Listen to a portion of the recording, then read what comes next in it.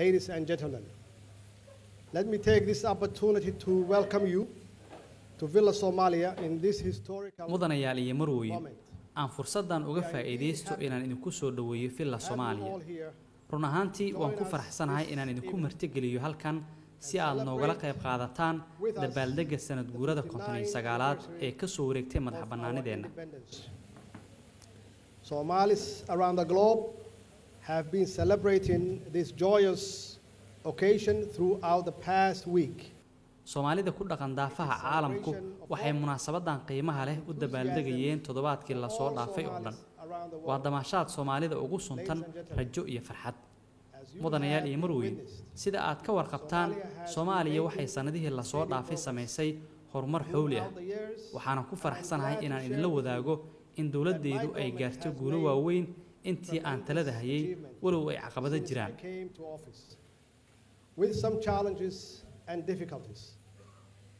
In the economic front, Somalia has made great progress in fighting corruption.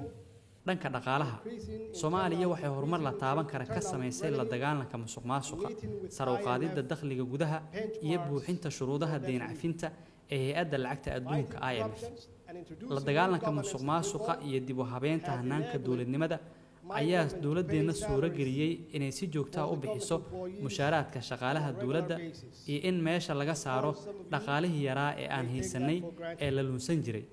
Waxa intaasi dheer, dawladdeenu waxay ku guuleysatay inay xalliso gadaloolooyinka hannaanka maaliyadda. Waxaa naga go'an inaan beesha caalamka kala shaqeyno dib u habeynta hannaanka dawladnimada heer federaal iyo heer dawlad goboleed. We are committed to working with international partners to establish a suitable governance reform, both at the federal level and state level. Ladies and gentlemen, despite security challenges we have been dealing with, I believe that Somalia Mudanayaal iyo marweyn, marka laga yimaado caqabadaha dhanka amniga, waxaan aaminsanahay in Soomaaliya ay leedahay mustaqbal ifaya.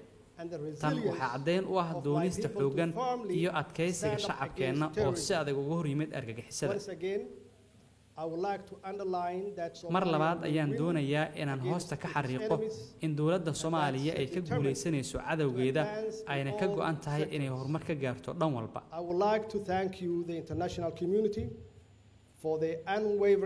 Waxaan jeclaan lahaa inaan beesha caalamka uga mahadceliyo taageerada hagar la'aanta ah ee ay ku kaalmeynayso shacabkeena.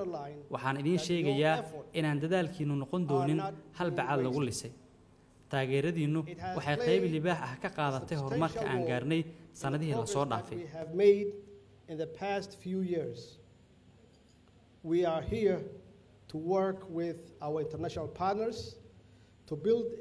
Halkan waxaan u joognaa inaan saaxiibadeena caalamka kala shaqeyno sidii mustaqbal fiican loogu abuuri lahaa dadkeena.